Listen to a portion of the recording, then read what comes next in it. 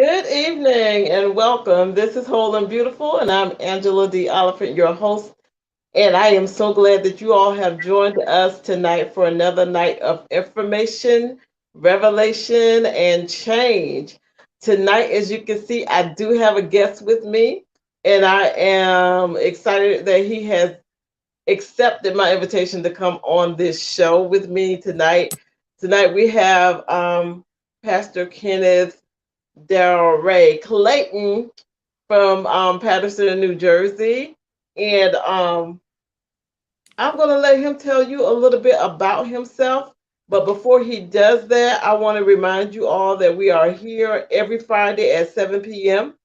and that I'm still have some openings for some guests. So if you would like to be a guest on Whole and Beautiful, send me an email at wholebeautiful@gmail.com and I will contact you and we will get you on. I have some things that are lined up for you for February and I'm looking forward to that also. But let's get into tonight's interview with Kenneth Clayton. Can you tell us a little bit about yourself and welcome to the show? Thank you very much. Can you hear me? Yes, I can. All righty. My name is Kenneth Clayton, and I am a native New Jerseyan, born and raised in Patterson, which is the third largest city in the great Garden State of New Jersey.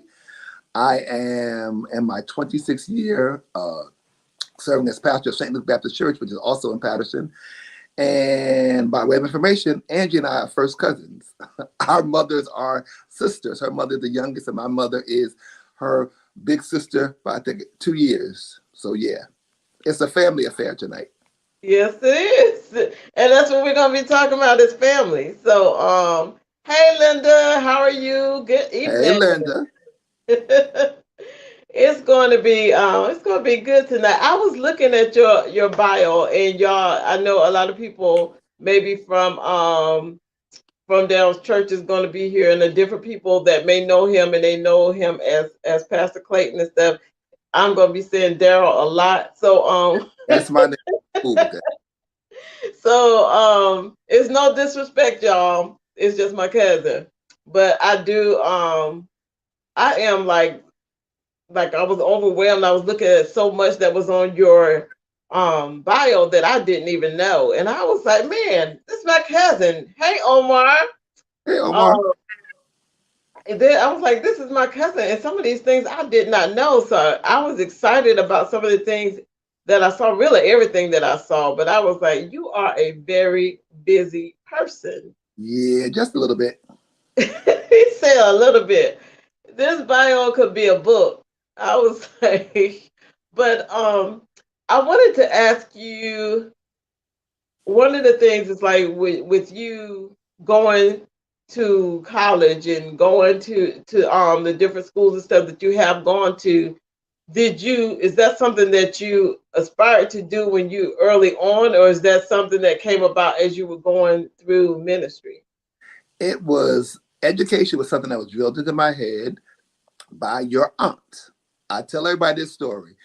As you know, Tammy and I now, I have two sisters. Auntie, that was your mom. Oh, hey, mommy. My youngest sister, Mahogany, is 14 years younger than me. So Angie knows that me and my sister Tammy used to spend our summers in South Carolina with Angie and Linda, and then Josie came, and then Mahogany came. So Tammy and I come to South Carolina every summer. And then one summer, I had to be like 80, 79, 77, 78, somewhere down there. We come back home to New Jersey. And prior to that, Tammy and I shared the same room. So I guess when I got 7 or 8, she was 6. They wanted to separate our rooms. So Tammy had a room and I had a room, and we had our own this brand new furniture. Part of my furniture in my room was a garbage can, and on the garbage can had like little flags with names of colleges. They were predominantly white schools, like Princeton, Columbia, whatever. And it was from that point that I knew I was going to college. And the funny thing is, I still have that garbage can in my office here at the house. That thing is gonna be everywhere I've lived. When I die, I'm gonna leave that to somebody. But I saw the colleges on the garbage can, the names of it, and I knew that day I was going to college. My mother always drilled in my head, and Tammy said, and Mahogany said that we were going to school. It was her and my father trying to pay for it. We just had to get good grades to be able to go. So at that point, I knew I was going. Oh wow. Wow. That's something though, because it's like when you're looking at how parents can shape their children and Absolutely. how they can put them in the right direction, that is awesome. I would have never thought of something like that, but Yeah. that's creative. Yeah, and I tell people I don't know if they meant it as such. I think they just bought a garbage can. But when I saw Right. the can, that again, that was my inspiration. I knew then. I knew I was going. I knew they were going to pay for it. So I made sure I went. I made sure they paid for it. Yep. Oh man. What about as far as like pastoring, because you've been pastoring a while. 26 years. Yes, that's been a minute. So Yeah. was that something that you always aspired to do or Absolutely not.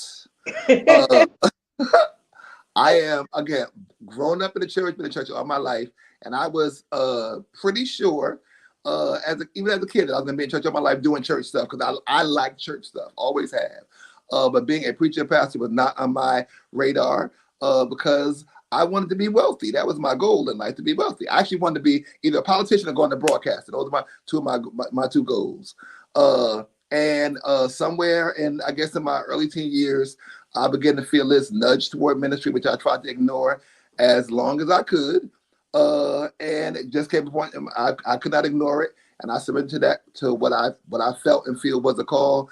And I've been on that path for these number of years. I've been active in ministry since 1988. So yeah. wow.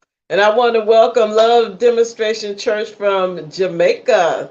Welcome Jamaica in the house tonight. We are I glad that like Jamaica.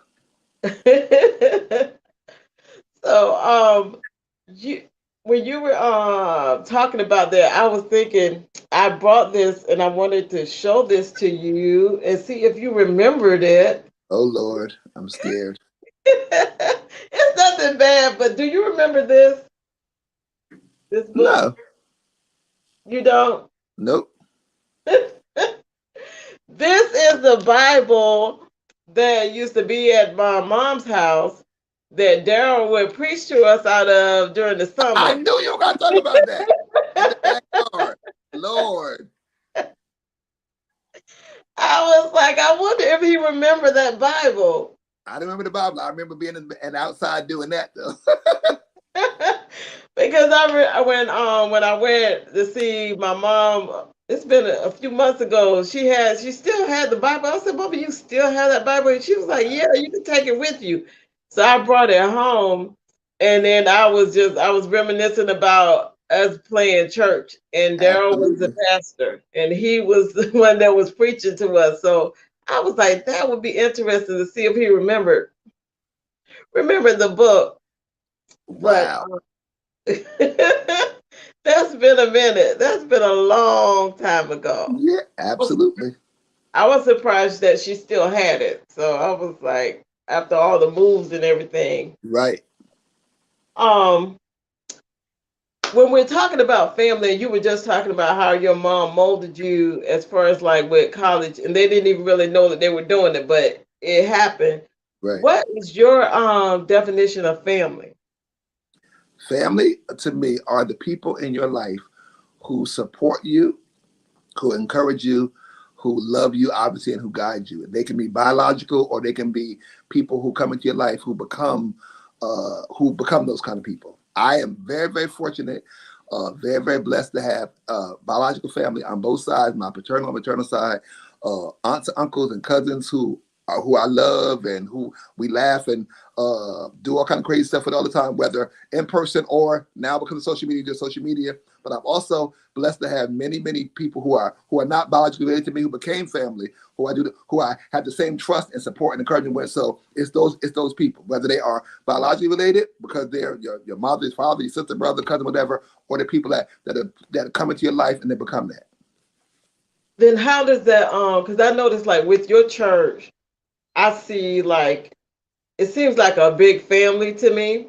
It Like is. even when you get online and they're like right there and everybody there to support and everybody there to support you when you go minister, different things like that. How did that I'm trying to think, how do you incorporate that into a ministry? Because I see a lot of pastors, or hear a lot of different pastors, they're saying that they want to be a family church, but it doesn't have that like family atmosphere. I think that comes as it has to come from the person who leads. The ironic thing about being a pastor is that in a very real way, a pastor is like a parent. I came to St. Luke when I was called to St. Luke. I was 27 years old, and I'll never get this. My predecessor served the congregation for 62 years. He brought me in to serve as assistant, and then within yeah, Linda, I was having church service long before I started pastoring. But I was trying to, I was so bad, I didn't want to do it anymore. I gave it up. But so my predecessor was there 62 years. He was 94 and a half when he died. Wow. The day he died, a woman, Sally Cash, I'll never forget her. We were at his house with his widow and his daughter, making like just dealing with the fact that he had just died and how we were going to go forward in terms of planning and dealing with that kind of stuff. Sally Cash said to me, Sally Cash had to be at that point about 75, close to 80 years old. I'm 27 years old. She said to me, Reverend Clayton, you're my spiritual father now. And I said, and in my mind, I'm like, lady, you ought to be my grandmother. How can I be your father? But she was correct. As pastor, I was going to become a spiritual leader and a parent. And I did become that. And I have sought to lead St. Luke in a loving way because we are family. Like they are, I am pastor, they are the people that I lead, but it is very much familial because we are family. Church becomes that, and you have to cultivate and nurture that so it can be a loving and healthy family. Because as you know, families in any context can be dysfunctional and unhealthy. So I tried to make sure that we are functional and healthy and loving, so that we support and encourage and help people go forward as we grow. But it's difficult, but it can be done. Yeah. Yeah. Welcome to Toronto, Canada. Also, thank you for joining us on tonight. It's like what you were saying. It's like it what's in that leader and even what's in that parent will flow down to their Exactly. children. Will flow down. Exactly. Okay. Everything rises and falls on leadership. Wow. Wow. I never thought about it like that, but it does. It Because does. they set the atmosphere and they set the environment. Exactly. Okay. A leader, a parent is cast to make the decision if they're going to be a thermostat or thermometer. A thermometer registers the temperature and says it's 75 degrees, 85 degrees, whatever. A thermostat adjusts and controls the temperature. And we have to, if we want to be in a loving environment, a healthy environment, we have to control that and make that happen through how we lead, how we share, how we interact with people. That's awesome. What would you say because I've seen it where a lot of people are trying to like conform to what they think people want in church. So they start to switch things up to maybe get people to come in.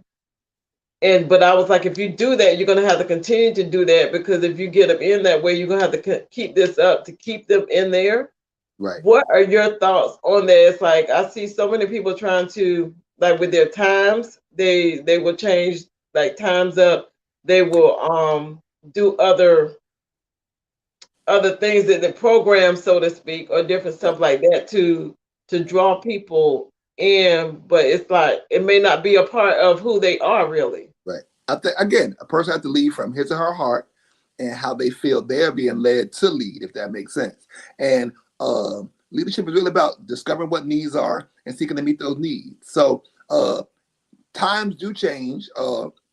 And because times change, it may cause and create for changes to happen in some way, shape, or form. But if you're meeting needs, that's what we've been called to do. So that's what we try to do. And people have social needs, spiritual needs, obviously physical needs, and we have to seek to meet those needs as we attempt to minister and do what we feel is God's work and God's given program or vision for a particular church or community to do.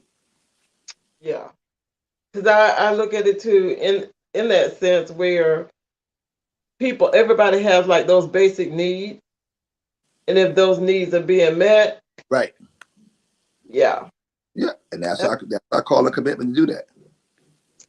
Okay.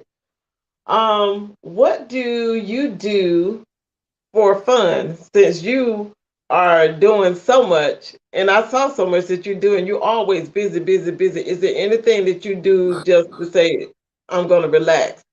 I'm a boring person, really, but what I do to relax, no one thinks I know how to relax. That's number one, but I'm pretty boring. But what I do to relax and to re-energize is I like to laugh. So, as you know, Josie knows this, I don't watch any like any modern, any up-to-date television shows. All I Right. watch is comedy, number one. So I watch Sanford and Son, Good Times, Golden Girls, The Jeffersons, Barney Miller, All in the Family is like my favorite television show of all time. So because the world is so serious, I deal with serious stuff all the time. I just want to laugh. So when I my downtime is sitting in front of TV and just really watching things that I have seen for the last 30 years, but watching like it's brand new to me and just cracking up like it's the first time I ever saw it. Because Yeah. laughter really re-energizes me and gives me the ability to deal with serious stuff, deal with some bad things at times, but yet not be consumed by it and become destroyed by it. So Yeah. Laughter. Because laughter is and that's for me too. I love to laugh. So I will do that a lot. It's like I'll turn on different shows that I know I'm gonna laugh, and I may already know what that punchline is gonna be, but I right, laugh anyway. And then sometimes I will sometimes me and Linda will get on the phone, or me and Josie are on the phone, and we're laughing about stuff that happened so long ago. But absolutely, it's just a laugh makes you yeah, feel better. yeah. But laughter is so important. Like, and I laugh. I try again. I go to bed usually watching the Golden Girls. I wake up now usually watching A Different World. So when go to bed, I'm laughing. I wake up, I'm laughing. Whatever I meet in the middle of the day, it is what it is, and I come back to laughter. And I try to Yeah. laugh at myself, and I laugh at other people sometimes throughout the day because that makes it go Yeah, it does. It does. You have to laugh throughout the course of the day because I know that every you deal day.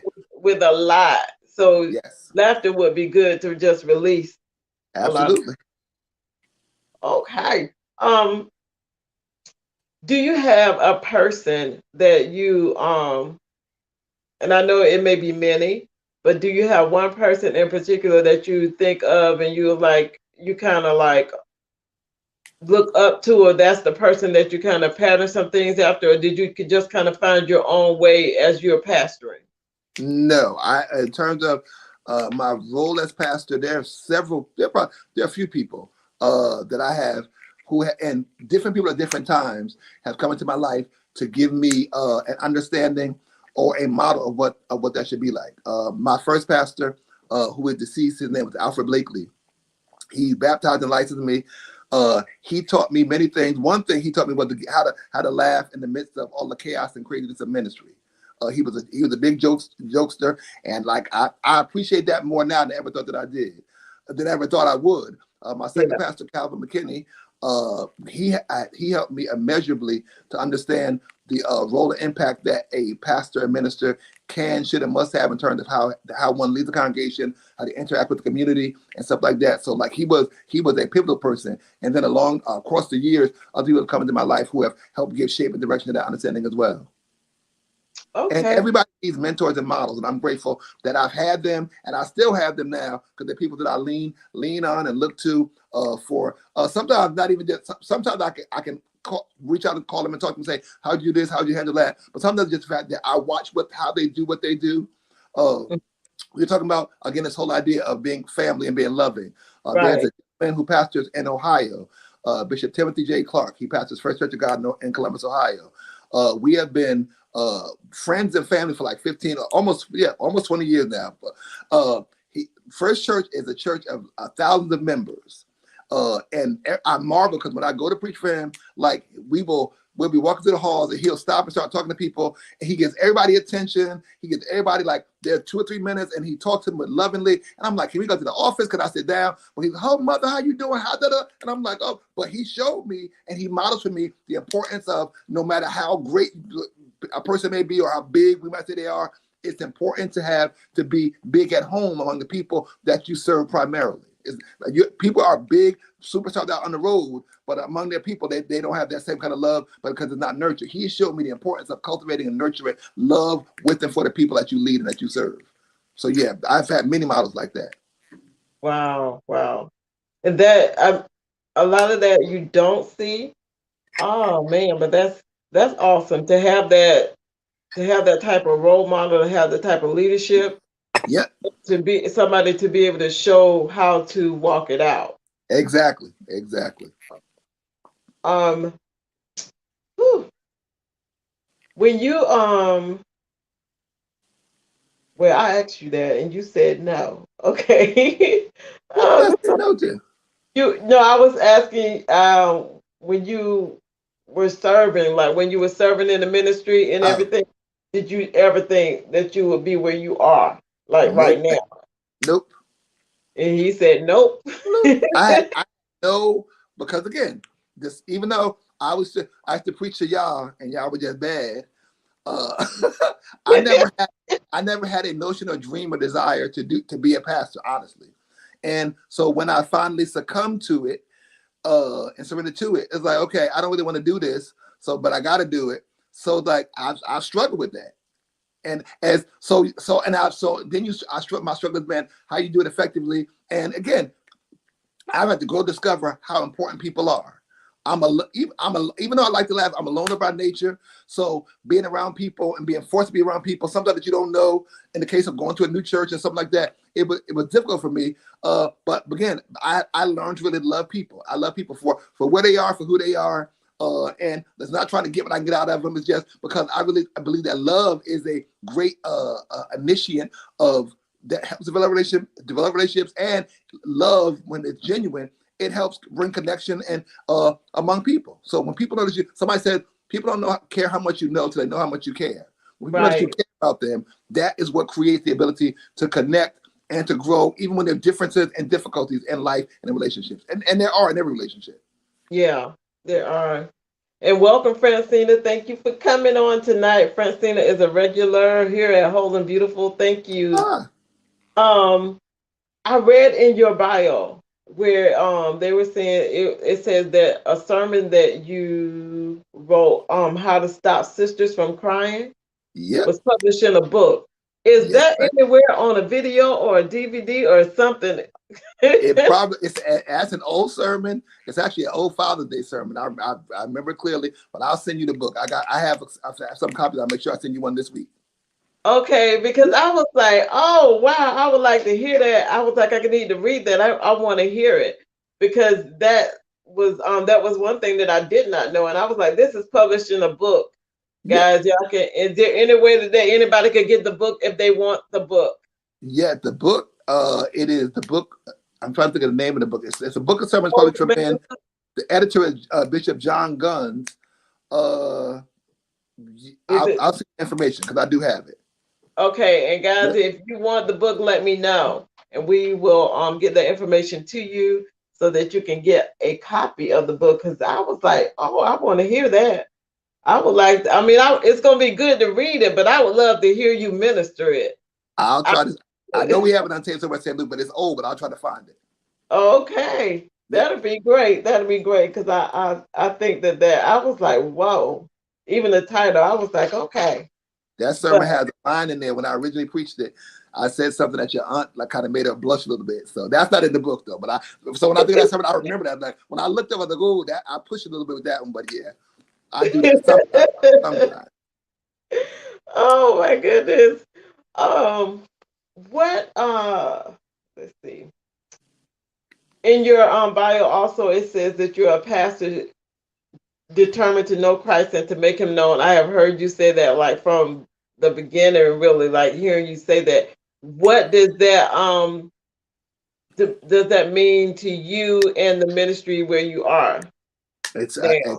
for us that statement has guided and is yet guiding what St. Luke has done for the 20 years I've been there.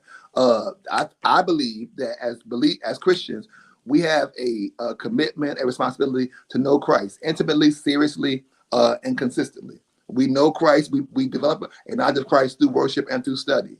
Once we are growing, because you don't just do that and it's done. It's an ongoing, evolving pursuit to know him more clearly, to know him more intimately, to know him more sincerely. As we grow in our pursuit of knowing him, we have a responsibility to share Christ with other people. And we do that through opportunities for individual witness and sharing. And as a congregation, we have a commitment as a church, particularly in the urban area as we are, to make Christ known in ways, as we said, that are practical ways that demonstrate the reality of who we are, what we believe, so that it is an opportunity for us to share Christ. So that statement, as simple as it sounds, it is a difficult, evolving reality that we try to put into practice by what we do. And I noticed you do like a lot as far as like with the community too. Yep.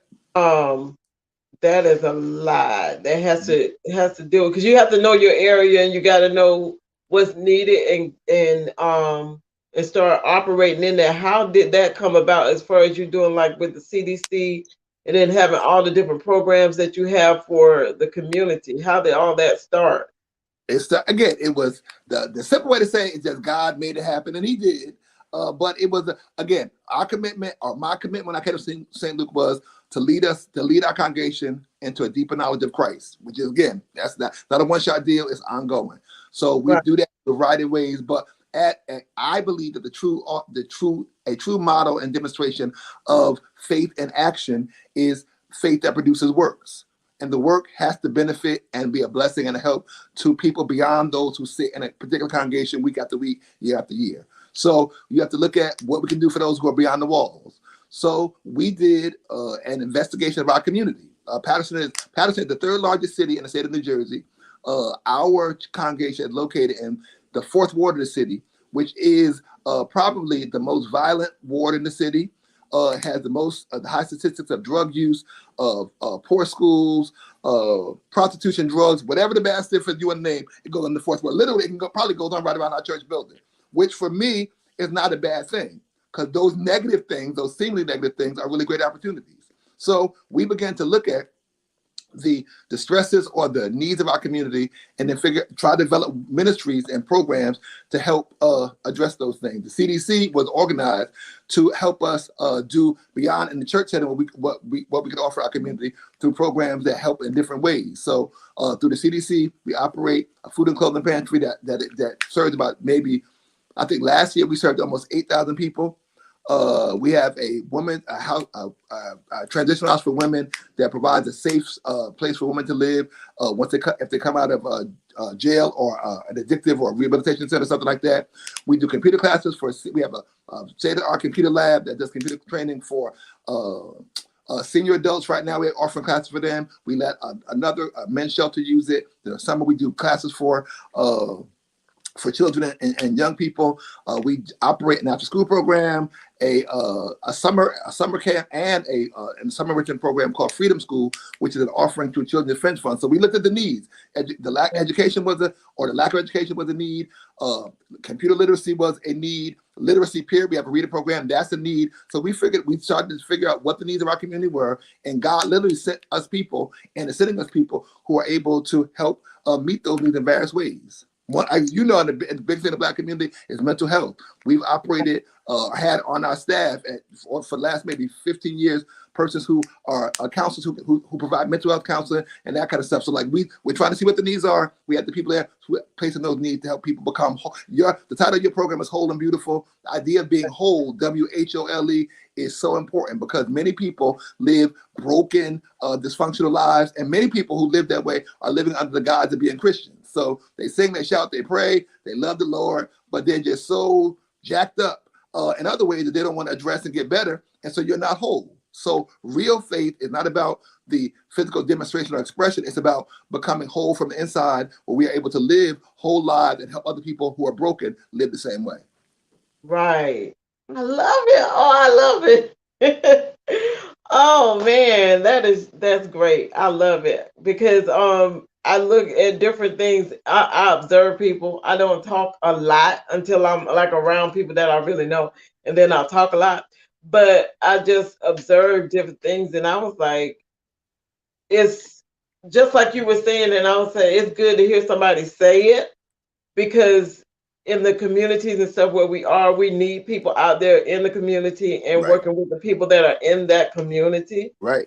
and not just trying to get people to come into the church and just be in the church and that's it. Right. For Right. so long, people have been sitting there, like you said, and they're not whole. Right. And whole people, I mean, broken people can't make people whole. People who are being Right. whole will help other people become whole. Yes. And we need to be about being whole so we can Absolutely. have some other people that's whole. And then it will Absolutely. build and it overflows into our families also. Absolutely. Absolutely. Okay. A problem with people, and I mean, I'm black, so I know black people better than anybody else, is that we don't want to be honest with ourselves or others. But Right. once you become honest with yourself about yourself, good, bad, and ugly, people say to me all the time, and literally, as you know, Josie, and Linda can attest, I have no filter. I will say anything, just about anything, at any Right. time about anybody. But Yeah. and St. Luke knows that, but I'm that way with myself. So if you tell me, oh, this is wrong with you, if you're right, I'll be like, yeah, you're right. So if I'm honest with myself, I can be honest with you. But Right. until we are really willing to be honest with ourselves, because we're honest about good stuff, but not about the bad things. But Yeah. honesty is the first step and acknowledgement toward becoming whole. But so when I become honest with me and I want myself and I work on myself getting better, I want the same for the people that I'm around and the people that I love because I want to encourage them. Be true to yourself. No, be honest with yourself, look within, and do what you got to do to get better. So yeah, Yeah. Because people, I don't know why, but a lot of people they get offended and get upset when you tell them that wrong thing. And it's not that you're coming at them and tell them the wrong thing to just like harp on them and make them feel bad. right. Somebody could be sharing something with you that's going to help you, but they're allowing you to see some stuff. And people just get upset. They don't like confrontation. They don't like to talk about truth. They rather just brush over that and Right. keep it all happy. But everything is not all happy all the time. Nope. Unfortunately, life has some bitter moments and some painful moments, but you can, as you and I go through them, we can grow through them if we allow ourselves to. Yes, that we can do. We Yeah. can do that. And if we will allow ourselves to do that, yeah. Because we need Yes, to we really can. be honest. And that's good. I like that because we need to be honest with ourselves. Because if we are that with us, then we'll be that with other people. And And, that's the and best way to and be. and people know when you're real. Yes, Like people can feel your authenticity. So when you're real with yourself, that's not just it's not just being transparent and just saying whatever. It's a matter of acknowledging that I'm not perfect. right. I have my flaws, and when people see that you are real about you, they don't mind sharing their flaws with you because they know we're all trying to grow and go together. But when you put a sense of perfection that no one has ever attained and no one will, then people like I can't like if she's perfect, I can't be like her, so I'm just not even gonna be bothered. And that's how we have lost people trying to persuade them or make them feel that we're something that we're not. And they feel they can't do it and we're not doing it, so we lose them. Right, right. And we do that so much with like just family in general, and people they can't be honest and be truthful with each other. There's so Right. much secrets and so many things that's going Yeah. on, and people just won't be open and just Yeah. talk to each other. And if they would better get along, and they find out they got a lot in common too. Absolutely. So, oh wow, this is so good. I'm gonna ask you this because we got a little bit more time. And yeah, Fresh, and it's the truth. The truth sometimes it does hurt, but It then does. will heal too. Absolutely. It hurts, but then it'll heal. It's like, but when we can be honest with ourselves and it's a freeing thing too. Yeah. You walk in a level of freedom, and I have noticed like with myself as I get older, I was like, I just kind of say what I need to say. When before I would hold stuff in and not say, oh, I don't want to hurt this person's feelings, or I don't want to do this, and I would just stuff all that stuff. I'm thinking about it. Somebody else done gone on about their business, and it's still rolling on me. But I was Yeah. like, no, I'm not gonna do that no more. See, you're nice. I've always people say as I've gotten older, I've always been that way. I'm gonna say what I gotta say, like it or lump it. The truth hurts. I'm gonna keep on moving because people. Yeah, If I go to the doctor, I did one of my annual checkups the other day. My blood pressure is always perfect, and they go, "How can you be a minister?" Because I say what I gotta say. Like that's it. Like I don't keep stuff in. It is what it is. yeah, because it weighs on your body when you Absolutely. don't, if you're not open, and like you said, you're not being like coming at somebody to hurt them. It's Right. just I'm gonna tell you the truth, and Right. you know when you come, you're gonna get the truth. Right. You should be grateful for that. Yeah. But I wanted to ask you this other question was that the when if you could go back in time and talk to the 21-year-old Kenneth Darrell Ray Clayton, what Hmm. type of advice would you give to him? Well, I cannot What tell you would the answer that I you gave you privately.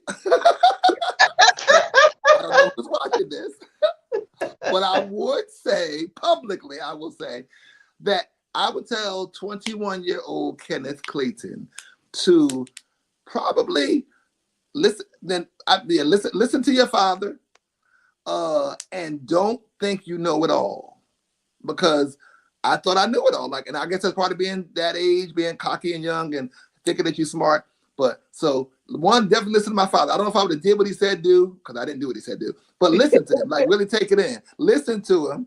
But don't think you know everything. And that's for real. Don't think you know everything, because I realize now, and I am 32 years from being 21. I'll be 54 in September. So 30 plus years later, I realize much more how my father was right about a whole lot of things, and how I just dismissed a lot of what he said when I should have taken it to heart better.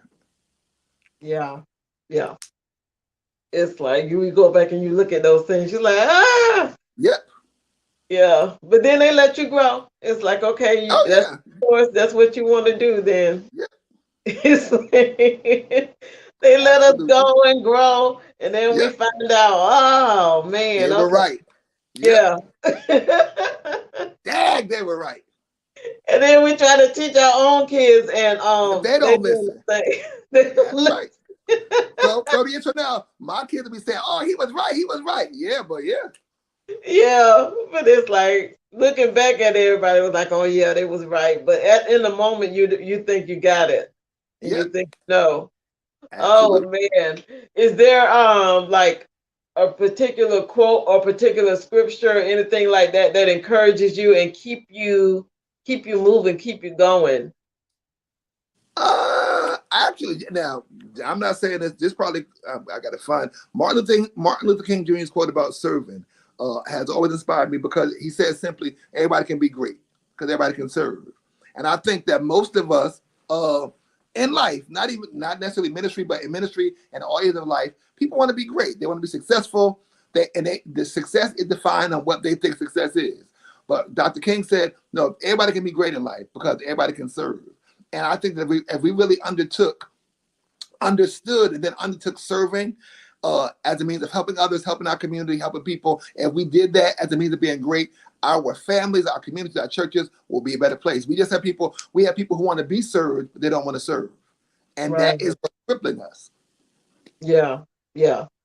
Because they get in a position and now they want everybody to serve them. They're not Right. serving. Yeah. Right. And we talk about in our community now how, oh, remember when people used to do things for people, now that all kind of stuff, we have become selfish and not selfless.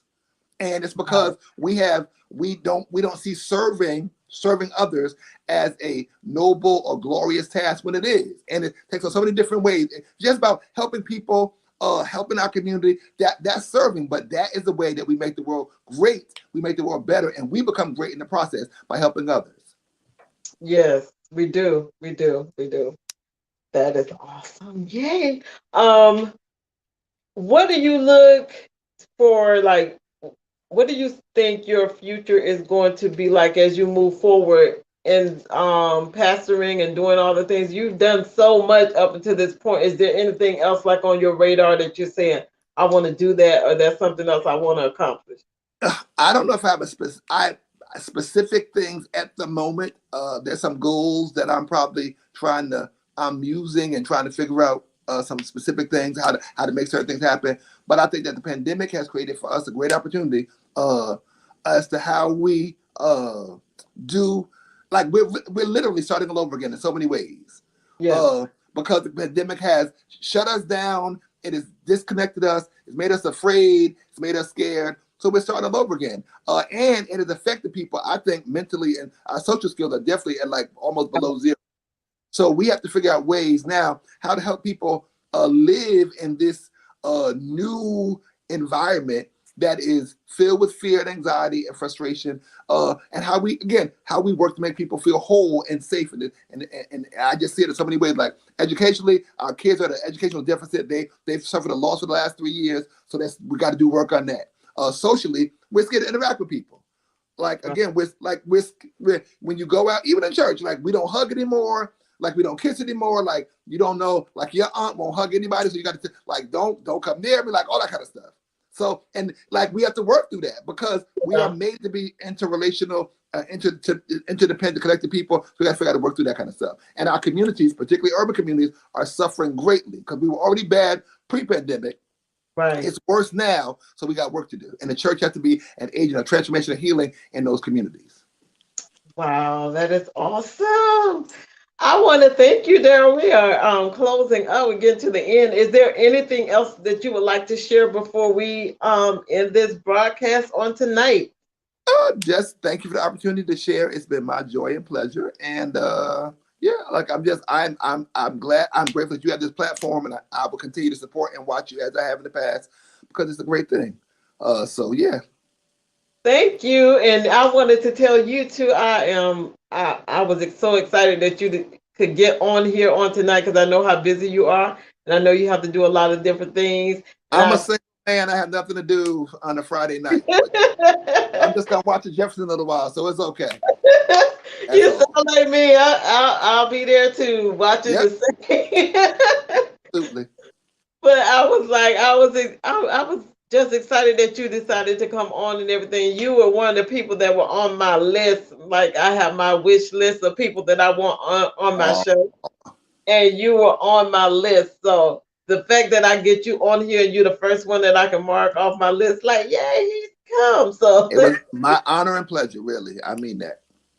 Well, thank you so much, guys. I thank you all for joining us tonight. I thank you for being here and allowing us to come into your homes and come on your radios and your different avenues of listening.